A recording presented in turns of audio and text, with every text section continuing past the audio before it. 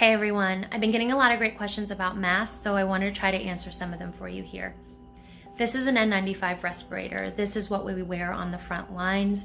It prevents 95% of particles from coming in.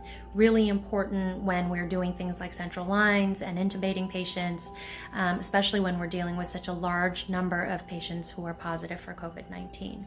The mask is really only effective when you get a proper fit test done. And you get a nice tight seal around your face. So the masks that you guys are getting a hold of outside of industry are not fit to your face, they're not going to do an effective job, and they're just depleting the supply. So if you do have masks, if you can get a hold of masks, please do, but please send them to a hospital near you for the people who are on the front lines and desperately need them. So even as healthcare providers, we're not wearing these on the street. We are doing the same thing that we beg and implore of you guys to do, which is to wear a face covering of some sort. Now that can be anything from a scarf that's covering your nose and your mouth. That can be cloth, that can be, a t-shirt that you fold up multiple times, or it can be one of these that have been sewn into a mask. Now, this particular mask is really beautiful. A friend of mine sewed it, whose information I'll put below, and it has a pocket here for you to put an extra filter or something that you might have, reversible and washable.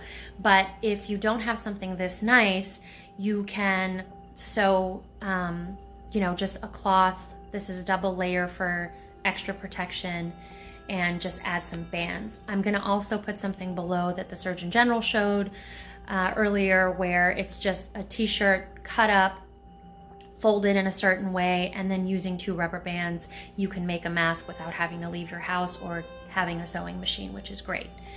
Now all of these types of masks, this is just a paper surgical one that is typically just one-time use.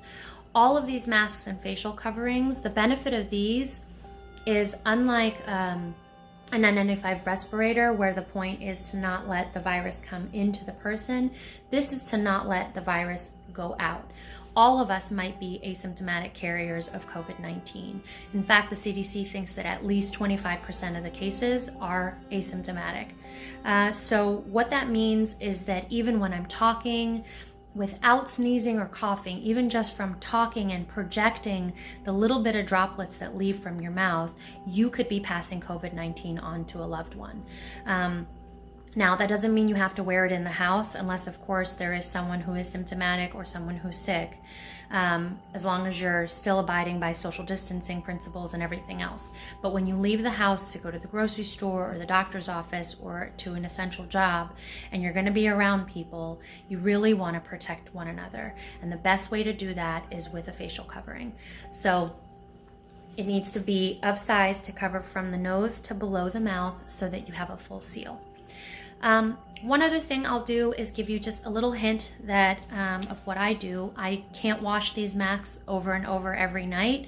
So one little trick I have is to just take a panty liner, any panty liner, and you can either cut it in half depending on the size of your mask or the size of your panty liner, and it has this really helpful tacky side. And what you can do is that you can stick it onto your face covering, and it's better than just putting a tissue there, because a tissue will break down as the fluid from your mouth hits it, whereas these are designed for a little bit more. So then you just put your face covering or your mask on with the liner. Make sure that your nose, mouth are covered, and there you go. It's easier to change this out when you're done, and if you're wearing a little lip gloss like I am, it can come right off and it's clean. And then that way you can still clean these as often as possible, but if you only have one, you'll be able to go a little bit longer using my little trick.